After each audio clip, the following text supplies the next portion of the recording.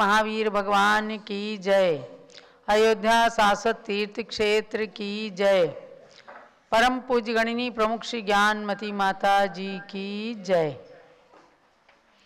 सरस्वती नमस्तुभ्यं वरदे कामरूपिणी विद्यारंभं करिष्यामि सिद्धिर्भवतु मे सदा। अभ्यात्माओं, स्वाध्याय का समय हो गया है। कल ये स्वाध्याय नहीं हुआ था। आपने शाश्वत तीर्थ अयोध्या से भगवान अभिनंदन नाथ के जन्मभूमि मंदिर से ही भगवान का मस्तकाभिषेक देखा था, क्योंकि कल अयोध्या में जन्मे भगवान अभिनंदन नाथ के जन्मभूमि मंदिर का प्रतिष्ठापना दिवस था। उस उपलक्ष्य में भक्ति का विशेष कार्यक्रम संपन्न हुआ। अब हम पुनः परसों के स्वाध्याय को लेकर के और आज स्वाध्याय प्रारंभ करते हैं। अर्थात परसों के दिन आपने गोमट सात जीव कांड की प्रथम अध्याय को समाप्त करके द्वितीय अध्याय जीव समास प्रकरण में प्रवेश कर लिया था। तो हम उस ओर ही चलते हैं। मंगलाचरण के साथ गोमट सार जीव कांड ग्रंथ का अध्ययन प्रारंभ। सिद्धम शुद्धम पणमीय जिनिंद वर्णेमि चंद्रमकलंकम गुणरयण भूषणोदयम जीवस्य परुवणम वोच्छम। जीव द्रव्य की 20 प्ररूपणाओं को कथन करने का उद्देश्य बनाकर आचार्य श्री नेमिचंद्र सिद्धांत चक्रवर्ती देव ने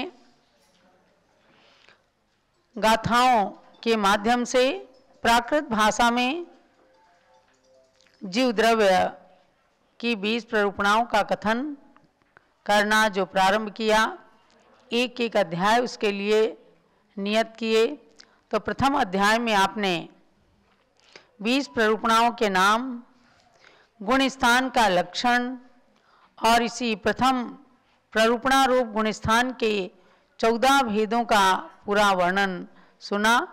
इस अध्याय के अंत में 14 गुणस्थान इस नाम से पूज्य गणिनी ज्ञानमती माता जी ने सारांश दिया है, जिसके माध्यम से पूरी अध्याय का सार आ जाता है। इसके अंदर संक्षेप और योग ये गुणस्थान के पर्यायवाची नाम और विस्तार तथा आदेश ये मार्गणा के पर्यायवाची नामों का वर्णन किया और मोह तथा योग के निमित्त से होने वाले आत्मा के परिणामों का नाम गुणस्थान है और अपने अपने कर्म के उदय से होने वाली मार्गणाएं हैं, ये वर्णन किया। पुनः गुणस्थान का सामान्य लक्षण बता करके 14 भेदों का संक्षेप में वर्णन किया और इसके अंतर्गत छठे गुणस्थान में प्रमाद के 80 भेद बताए हैं। पुनः आगे 14 गुणस्थान तथा 14 गुणस्थानों से अतीत अवस्था, सिद्ध अवस्था का वर्णन करके और इस प्रकरण को संपूर्ण किया है, समापन किया है। और दूसरे अध्याय में आपको हमने जीव समास का प्रारंभीकरण कराया था। जीव समास का मतलब ही बताया गया कि जिनके द्वारा अनेक जीव और उनके अनेक प्रकार की जातियां यानी उनके प्रकार जाने जाएं, उन धर्मों को अनेक पदार्थों का संग्रह करने वाले होने से जीव समास कहा है।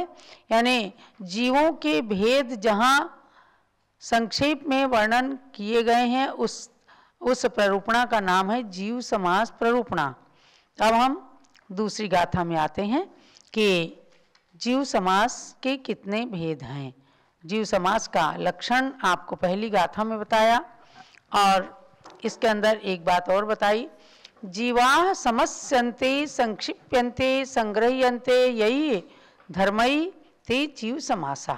अर्थात अज्ञेय होने पर भी जिन एकेंद्रियत्व बादरत्व आदि धर्मों के द्वारा संग्रह रूप में अनेकों जीवों और उनकी विविध जातियों का निश्चय हो सके उनको ही जीव समास कहते हैं। अज्ञेय माने वैसे हम लोग नहीं साधारण रूप से जान सकते हैं, आगम के द्वारा ही भेदों को बताया गया कि भाई आपको जानना है कि एक इंद्री में भी भेद होते हैं, दो इंद्री में भी भेद होते हैं, पंचेंद्रियों में भी भेद होते हैं, तो इसीलिए तो हम लोग संसारी जीवों के प्रकार को जान सके हैं। अब उसी को लेकर कहते हैं कि जीव समास के 14 भेद होते हैं। बादर सुह में इंदिया, बादर सुह में इंदिया, विति चौर इंदिया सन्नी सन्निया, विति चौर इंदिया असन्नी सन्निया, पज्जत्ता पज्जत्ता पज्जता पज्जता, एवं ते 14 होंती, एवं ते 14 होंती। सामूहिक रूप में गाथा पढ़िएगा। बादर सुह में इंदिया, विति चौर इंदिया असन्नी सन्निया, पज्जता पज्जता, एवं ते 14 होंती। बादर सूक्ष्मई केंद्रिय द्वित्री चतुरिंद्रिया संगी संगिनश्च पर्याप्ता पर्याप्ता एवं ते 14 भवन्ति। 14 माने 14। कैसे भेद होते हैं 14? तो सबसे पहले एक इंद्रिय जीव के 2 भेद कीजिए, बादर और सूक्ष्म। सूक्ष्म जीव जो दिखते नहीं हैं, बादर जीव जो दिख जाते हैं, आँखों से नहीं तो सूक्ष्म शीशे से दिख जाते हैं। तो बादर जीवों के एक इंद्रिय जीवों के 2 भेद बताए, बादर एक इंद्रिय और सूक्ष्म एक इंद्रिय। उसके बाद विकलत्रय, विकलत्रय माने 2 इंद्रिय, 3 इंद्रिय और 4 इंद्रिय, ये विकलत्रय कहलाते हैं। इनके पूर्ण इंद्रियां नहीं है, तो ऐसे 2 इंद्रिय, 3 इंद्रिय, 4 इंद्रिय जीव। तो एक इंद्रिय के 2 और विकलत्रय के 3, कितने हुए? 5। उसके बाद देखो असन्नी सन्निया, असन्नी सन्नी किसके भेद होते हैं? पंचेंद्रिय। पंचेंद्रिय के संगी और असंगी, ये 2 भेद होते हैं, यानी समनस्क और अमनस्क, मन सहित और मन रहित, ये पंचेंद्रिय के 2 भेद होते हैं। तो 5 और 2 हो गए 7। उसके बाद पज्जत्ता पज्जत्ता माने पर्याप्ता पर्याप्त, यानी पर्याप्त और अपर्याप्त, ये 7 में पर्याप्त और अपर्याप्त 2 भेद होते हैं। पर्याप्त पर्याप्त पहले आप आश्रित त्रिभंगी में खूब अच्छे से समझ चुके हैं कि शरीर को बनने योग्य आहार, शरीर, इंद्रिय, श्वासोच्छ्वास, भाषा और मन, ये 6 पर्याप्तियों के योग्य परमाणु जब आ जाते हैं और इनकी पर्याप्तियां जब पूर्ण हो जाती तब आगे का ग्रोथ चालू होता है, इसको पर्याप्ति कहते हैं। और जब तक ये पर्याप्तियां पूर्ण नहीं होती तब तक जीव अपर्याप्त रहता है। तो 7 भेदों में पर्याप्त और अपर्याप्त होते हैं, इसलिए 7 को 2 से गुणा किया तो कितने हो गए? 14। इस प्रकार से कुल मिलाकर के संक्षेप में जीव समास के 14 भेद हो गए। इसमें टीका के अंदर सामान्य रूप से कहा कि 9 भेद भी होते हैं जीव समास के। 14 भेद वैसे ज़्यादा प्रसिद्धि को प्राप्त हैं। तो उसमें 5 स्थावर के 5 भेद, पृथ्वी, जल, अग्नि, वायु और वनस्पति, ये स्थावर के 5 भेद हुए। और त्रस के 4 भेद, 2 इंद्रिय, 3 इंद्रिय, 4 इंद्रिय और पंचेंद्रिय। तो 5 और 4 9 भी होते हैं। और आप बड़ा वाला गोमट सार उठाएंगे तो उसकी टीका में कई प्रकार से, यानी केवल एक जीव समाज भी है, 2 जीव समाज भी हैं, तो इस प्रकार से विविध भेदों में भी बताया है कि 2 जीव समाज में गुणस्थान और मार्गणा को खाली ले लें, और 9 भेद में 5 स्थावर और 4 त्रस के ले लिया। इस प्रकार से और आगे बहुत सारे 12 भेद भी हैं, पृथ्वी, जल, अग्नि, वायु, नित्य निगोद, इतर निगोद, और प्रत्येक वनस्पति के 2, और उसके बाद त्रस के 2 इंद्रिय, 3 इंद्रिय, 4 इंद्रिय, असंगी पंचेंद्रिय, संगी पंचेंद्रिय, ऐसे और ऊपर के 12 में मिलाया 2 और फिर 5, तो 19 भेद भी हो गए जीव समाज के। आपको मैं ज़्यादा डिटेल में नहीं ले जाऊंगी, 57 भेद भी होते हैं। लेकिन यहाँ जो प्रश्न आएगा आपके परीक्षा में, वो जितना गोमट सार में लिखा हुआ है जीवकांड में उतना ही आएगा। तो आपको यहाँ 14 जीव समाज जानने हैं। कितने? 14। कैसे? एक इंद्री के बादर और सूक्ष्म 2 भेद, 2 इंद्री, 3 इंद्री, 4 इंद्री विकलत्रय, तो 3 भेद हुए विकलत्रय के 3 भेद, तो 3 और 2 5 हुए। और पंचेंद्रिय के संगी और असंगी 2 भेद हुए, 7 हो गए। और 7 में पर्याप्तक और अपर्याप्तक दोनों प्रकार के होते हैं, इसलिए 2 से गुणा करने से 14 जीव समास हो जाते हैं। अब आगे इसमें गाथा नंबर 29 में आकृति योनि के भेद बता रहे हैं। आकृति योनि के भेद मतलब क्या है? योनि, योनि माने जन्म लेने के स्थान को योनि कहते हैं। जन्म लेने के स्थान को योनि कहते हैं। योनि के 2 भेद होते हैं, आकृति योनि और गुण योनि। तो यहाँ आकृति योनि के भेद बता रहे हैं, क्योंकि जीव समाज का प्रकरण चल रहा है। प्रत्येक जीव किस प्रकार उत्पन्न होते हैं, कैसे जन्म लेते हैं, कैसे संसार में आते हैं, तो वही जन्म लेने के स्थान को योनि कहा है। तो आकृति योनि कि किस योनि से कौन जन्म लेते हैं, उनके आकार क्या हैं, उसको बताते हैं। शंखावत जोणी, शंखावत जोणी, कुम्मुन्नय वंशपत जोणीय, कुम्मुन्नय वंशपत जोणीय, तथय शंखावत्ते, तथय शंखावत्ते, नियमादु विभज्यते गभ्भो, नियमादु विभज्यते गभ्भो। सामूहिक रूप में गाथा पढ़िएगा। शंखावत जोणी, कुम्मुन्नय वंशपत जोणीय, तथय शंखावत्ते, नियमादु विभज्यते गभ्भो। यानी कि आकृति योनि के 3 भेद हैं। शंखावत्ते जोनि, शंखावर्तक योनि ही, कूर्मोन्नत वंशपत्र योनि च, तत्र च शंखावर्ते, नियमात्तु विवर्जते गर्भा। शंखावर्त योनि, कूर्मोन्नत योनि और वंशपत्र योनि, इस प्रकार से इन जन्म लेने के 3 स्थान रूप योनियों के 3 भेद होते हैं। उसमें कहा कि शंखावर्त योनि माने इसमें शंखावर्त योनि जो है उसमें नियम से गर्भ वर्जित है, यानी इनके गर्भ नहीं रहता, तो जन्म ये नहीं दे सकती हैं। कहते हैं कि चक्रवर्ती की पट्ट रानी की शंखावर्त योनि होती है, तो आप ये जानना कि चक्रवर्ती की 96,000 रानियों में जो पट्ट रानी होती हैं वे किसी संतान को जन्म नहीं देती हैं। तो इस प्रकार से शंखावर्त योनि के लिए वर्जित किया है। तो शंखावर्त योनि का मतलब बताया है कि जिसके अंदर शंख के समान चक्र पड़े हों उसको शंखावर्त योनि कहते हैं। और कूर्मोन्नत योनि माने, कूर माने होता कछुआ, कछुए की पीठ की तरह उठी हुई हो जो उसको कूर्मोन्नत योनि कहते हैं।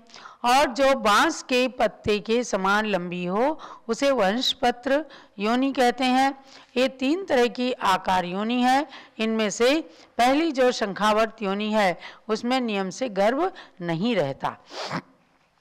ये कुछ नियम ही होते हैं। तो कर्णान योग के इस ग्रंथ के माध्यम से आपको जीव समास का जो वर्णन बताया जा रहा है, अभी इसमें आगे और आएंगे कि समुच्चन जन्म वगैरह, लेकिन यहाँ पर सबसे पहले जन्म लेने के स्थान स्वरूप योनि के 3 भेद कर दिए। तो ये सब भेद आपको ध्यान में रखना है। और उसके पश्चात आपको आगे जन्म लेने के स्थान के मनुष्य, आज के जो मनुष्य हैं वे किस प्रकार से जन्म लेते हैं और उनकी कौन सी योनि से उनका जन्म हुआ करता है, ये जानने के लिए आपको कल की क्लास में भाग लेना है। गोमट सार जीवकांड सार के साथ साथ में आप संस्कृत व्याकरण का भी अध्ययन कर रहे हैं, बहुत अच्छी बात है। कई लोगों की समाचार मिलते हैं। स्वामी जी भी कह रहे थे कि मेरे पास अमेरिका से एक समाचार आया कि हमें आप संस्कृत व्याकरण का PDF पहुंचा दें और हम उस संस्कृत व्याकरण का अध्ययन करना चाहते हैं। बहुत अच्छी बात है। कोई कहाँ बैठ करके और किस प्रकार से पारस चैनल के माध्यम से या फिर जूम चैनल के माध्यम से या यूट्यूब के अंदर जो प्रवचन है उनको भी सुन करके लोग अध्ययन करते हैं। और अध्ययन करने के लिए आज का आधुनिक वैज्ञानिक साधन बहुत अच्छा है। इसके साथ साथ में encyclopedia-jainism.com जो जैन encyclopedia इंटरनेट पर बना है, उसके अंदर पूरा जैन धर्म के ज्ञान का महासागर समाविष्ट है।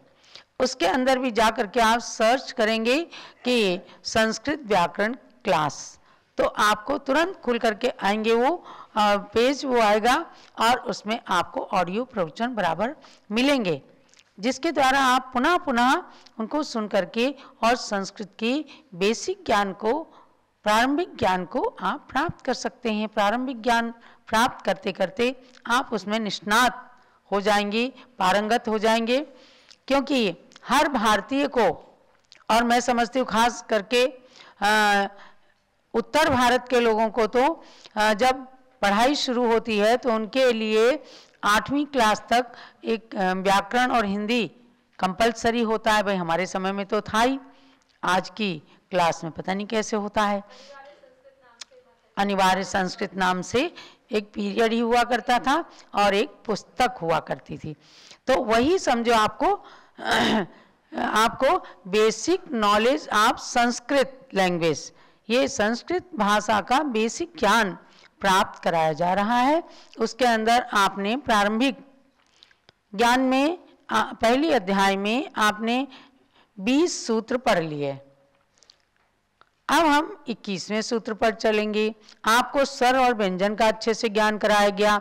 ये संज्ञा प्रकरण चल रहा है, तो मैंने इसमें पहले भी आपको बताया है कि इसमें कोई दिमाग लगाने की बात नहीं है, केवल इन संज्ञाओं के नाम को याद रखना है। क्योंकि इन संज्ञा से युक्त शब्दों को कहीं कहीं संधि विच्छेद में, लिंग प्रकरण में कार्य लिया जाएगा, तब आपको इसका पूरा ज्ञान प्राप्त होगा।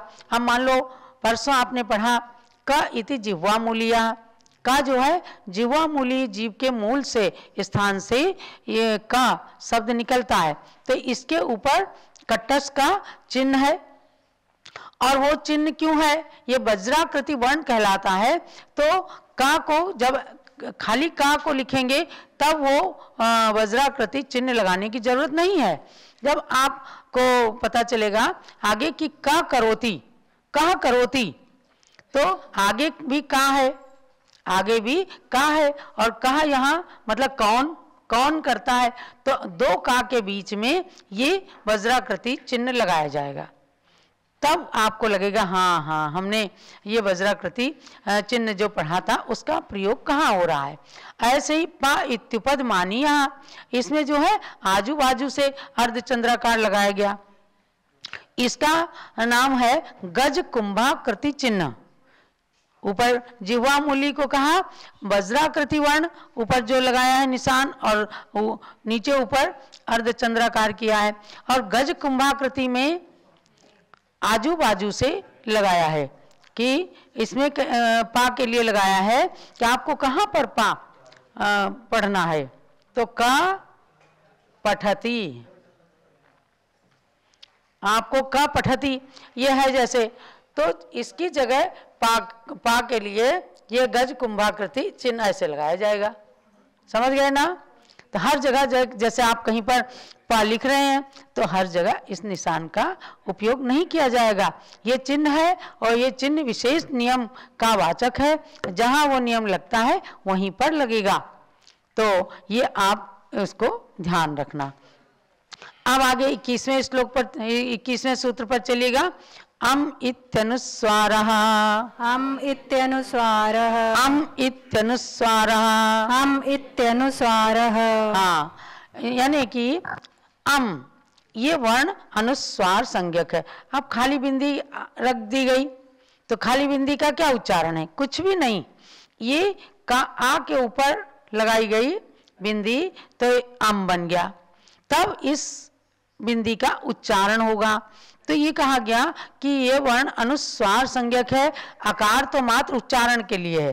कहीं पर इस बिंदी को माँ, आधा माँ के रूप में भी प्रयोग करेंगे, आधा माँ के रूप में भी, लेकिन इस समय समय पर आपको बताया जाएगा कि कहाँ बिंदी का प्रयोग करना, कहाँ उसको माँ के रूप में प्रयोग करना। कहीं पर इस बिंदी को अंगा के आकार में बताएंगे ऐसे। तो ये आपको आगे आगे के वर्ण के अनुसार इसका प्रयोग बताया जाएगा। तो यहाँ पर किया कि आकार तो मात्र उच्चारण के लिए है और बिंदु मात्र वर्ण जो है वह अनुस्वार संज्ञक है, ऐसा समझना चाहिए। लेकिन केवल बिंदु का उच्चारण हो नहीं सकता, ऐसे होगा। तो इसलिए उसके पहले आ लिखा गया और ऊपर रखी हुई बिंदी को अनुस्वार संज्ञा है। ये आपको यहाँ पर विशेष रूप से बताया गया। चाहे अम के ऊपर बिंदी रखी जाए, चाहे आम के ऊपर बिंदी रखी जाए, चाहे ह्रीम में बिंदी रखी जाए। आप पढ़ते हो ना, ओंकारम बिंदु संयुक्तम नित्यम ध्यायन्ति योगिना, तो वो क्या है? ऊपर बिंदी तो है अर्धचंद्राकार और केवल बिंदी भी लिख देते हैं। तो वहां पर आगे का होने से ओंकारम, आगे गा होने से जैसे हा के साथ गा होता है ऊपर बिंदी, तो अंगूर लिख देते हैं, है ना। तो ऐसे जगह जगह पर उसके अनुसार आगे के वर्ण के अनुसार इस बिंदी का उच्चारण होगा। तो ये समझना कि ऊपर जो बिंदु है उसके अनुस्वार संज्ञा है और आ जो है वो केवल उच्चारण करने के लिए है। अब 22वां सूत्र है, लोकोपचारात् ग्रहण सिद्धि। लोकोपचारात् ग्रहण सिद्धि। लोकोपचारात् ग्रहण सिद्धि। लोकोपचारात् ग्रहण सिद्धि। हाँ, लोक उपचार से शब्द ग्रहण की सिद्धि होती है। यानी कि इतना बताने के बाद, स्वर और व्यंजन और संज्ञाओं को बताने के बाद ये कह रहे हैं कि लोकोपचार। अब लोकोपचार क्या है? व्यवहार के अनुसार, यानी जहाँ पर जिस शब्द का प्रयोग होना चाहिए वहाँ उसका प्रयोग करना, ये लोकोपचार है, ये व्यवहार है।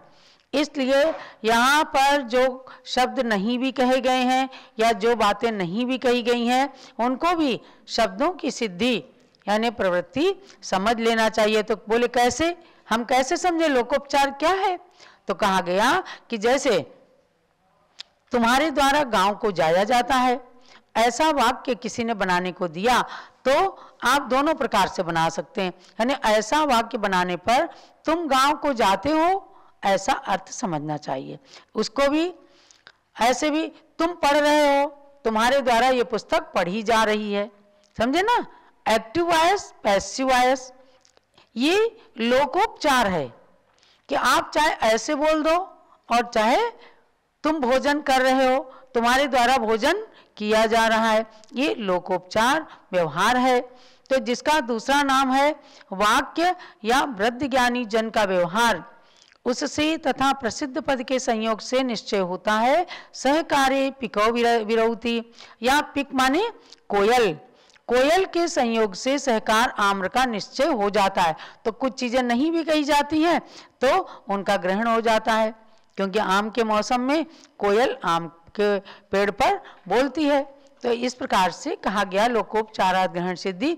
व्यवहार के अनुसार बहुत सारी अनकही बातें भी कही गई या उससे अर्थ उसका अर्थापत्ति से समझ लिया जाता है। इस प्रकार से संज्ञा प्रकरण समाप्त हुआ। ऐसे इस संज्ञा प्रकरण को हम समाप्त करके और कल से आपको ले चलेंगे स्वर संधि में। यहाँ पर इस संज्ञा प्रकरण को समाप्त करके और अब हम पुनः पूज्य गणी ज्ञानमती माता की पूजन करेंगे। कल आपसे पहले संज्ञा प्रकरण के 22 सूत्रों का टेस्ट लिया जाएगा थोड़ा थोड़ा कि कौन से किस वर्ण की क्या संज्ञा दी गई है। तो और उसके बाद में हम आगे स्वर संधि का प्रकरण चलाएंगे सूत्र नंबर 23 से। जलोद्वात्सांगमयी जिनवाणी माता की जय। परम पूज्य गणिनी प्रमुख श्री ज्ञानमती माता जी की जय। ओम ह्रीं चारि चक्रवर्ती आचार्य श्री शांति सागर महामुनीन्द्र अर्घ्यम निर्पामिति स्वाहा। ओम ह्रीं आचार्य श्री वीर सागर महामुनीन्द्र अर्घ्यम निर्पामिति स्वाहा। ओम ह्रीं आचार्य श्री नेमी सागर महामुनीन्द्र अर्घ्यम निर्पामिति स्वाहा। पूजन करो जी श्री गणिनी ज्ञानमती माता जी की पूजन करो जी श्री गणिनी ज्ञानमती माता जी की पूजन करो जी। जिनकी पूजन करने से अज्ञान तिमिर नश जाता है, जिनकी दिव्य देशना से शुभ ज्ञान हृदय बस जाता है, उनके श्री चरणों में आवाहन स्थापन करते हैं। सन्निधि कर्ण विधि पूर्वक पुष्पांजलि अर्पित करते हैं, पुष्पांजलि अर्पित करते हैं। पूजन करो जी श्री गणनी ज्ञानमती माता जी की पूजन करो जी। ओम ह्रीं गणी प्रमुख श्री ज्ञानमती माता अत्र उत्तरोत्तर समोषटावाननम अत्र तिष्ठ तिष्ठ ठठ स्थापनम अत्र मम सन्नितो भव षट सन्निधि कर्ण स्थापनम। ज्ञानमती जी नाम तुम्हारा ज्ञान सरित गाहन है, तेरी पावन प्रतिभा लख कर मेरा मन भी पावन है। मुझे अज्ञानी ने माँ जब से तेरी छाया पाई है, तब से दुनिया की कोई छवि मुझको लुभा न पाई है।